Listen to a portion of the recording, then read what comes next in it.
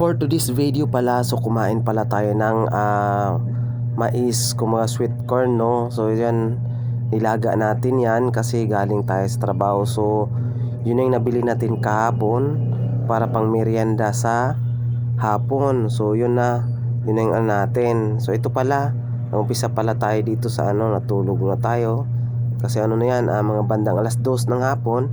So nakatulog tayo muna, so pang merienda at wala tayong maisip na lulutuin. Bangon muna tayo. Ay, yan na. So mag-umpisa muna tayo. So dito pala tayo, ito pala yung room ko, kumbaga boarding house. So yan na yung rice cooker natin. So lulutuan natin ng mais yan, sweet corn. So yan na yung natin. So nakabili pala ako ng 3 malalaking mga mais yan. So yun ang natin. So kumuha pala ako ng plato, lagayan, at bagong gising pa yan, yung mata niya wala pang ligo. O yan na, so yun yung 3 natin malalaki yan na mais. So 50 pesos pala yan, isang pack. Bumili ako kasi namimiss ko rin sa province namin, meron kaming ganyan, nilagang mais tawag sa amin yan. So yan na yung natin, pang merienda sa hapon. Maglaga tayo ng mais. So ang gagawin pala natin dyan, tatanggalin muna natin yung mga dahon kasi meron pa siyang mga dahon, yun. So plastic, tinanggal muna natin. So yun nga, naisip ko pa rin pala yan nung galing tayo sa trabaho. Bumili tayo ng 3 dyan para pang merienda o pang dyan, pang kain-kain kasi nakakamiss din sa province. So ayan na. So tatanggalin muna natin yung dahon para malinis naman siya. So gusto ko sana hindi tatanggalin para medyo may konting tamis. So tinanggal ko na lang para malinis din siya. So yan ang una natin. Ang pangalawa naman natin is ito, malalaking mga mais pala yan. So yun ang ginagamit natin para at least siya, makakain rin tayo. So yun ang ginagawa natin dyan. Pag nilinis muna natin, ayan, so yung pangalawa na yan. So dito naman tayo sa pangatlo. So tanggal muna natin pa rin ulit yung dahon. So yun, para malinis naman. So hindi natin kasi sobrang laki, hindi magkasya sa rice cooker natin. Malaking rice cooker na yan, So ang gagawin pala natin dyan is hatiin natin, putulin. Hindi na natin gamitan ng kutsilo, kamay na lang. O yan na, gamitan ng kamay. Oh my God! Mabilis lang baliin. Parang kahoy lang na yan. So yun, pinuputol. Hindi na gamit ang kutsilyo kasi pag kutsilyo matagalan pa. Yan, kamay na lang. Yan. Yun, so 6 na piraso. Ginawa itong 6, malalaki yan, malalaking mais. So yan na, yun. So ito na yung ginawa natin. Ilagay na natin sa rice cooker yan. Rice cooker palang kasi wala tayong kalan. Ang kalan natin walang laman. So walang pera, walang pangbili ng kalan. So ito yan ang natin. So yan na, nag-picture na. So medyo maliit lang yung kwarto natin dyan. Wala naman tayong ibang kundi sa lamisa lang tayo, rice cooker. So yung kalan natin sa baba, yun. So ito na, isasalang na natin yan.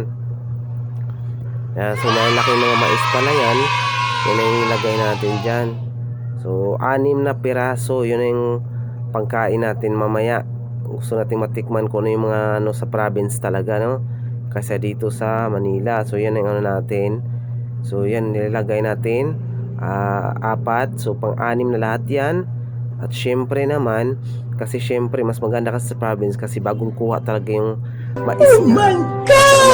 So ang gagawin natin dyan, hindi natin alam, baka matagal na rin, ilang araw na rin yan dito. Lagyan natin ng sugar para matamis naman, pangpatamis sa niya, sabaw at saka sa katawan. So yun palang ginagawa natin para medyo matamis-tamis yung mais na niluluto natin, nilagang mais. So ayan na. So papalapit naman ito yan. Pinupuno na siya, yun, sarap parang sarap na kakainin yan. So ito na yung ginagawa natin. So maya maya muna, pahinga muna natin konti yan. Balikan natin ng mga ilang minutes para at least maluto na siya agad. Yan na yung natin. So yan, inano ko muna kung malambot sa medyo matigas-tigas pa konti. So yan na. So yan na, binalikan na natin. At saka yan na, naluto na siya. So kukunin natin, medyo mainit talaga. Mainit talaga. So kukuha pala tayo ng 3 dyan kasi hindi natin maubos yung ubusin natin lahat yan. Malalaki kasing mga mais na yan. So yan yung ginagawa natin, pak. Yun.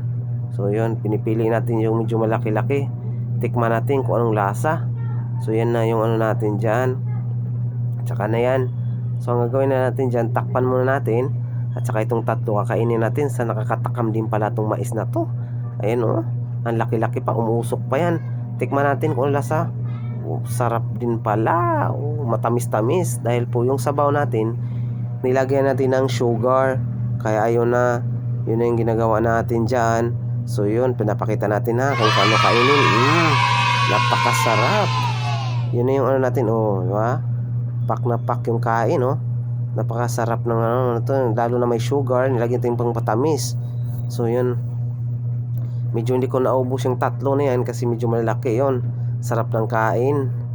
Ayan na, bagong gising lang yan ha. Pero yung kain no, pangkainan na yan ng ano, hapunan. Nakakabusog.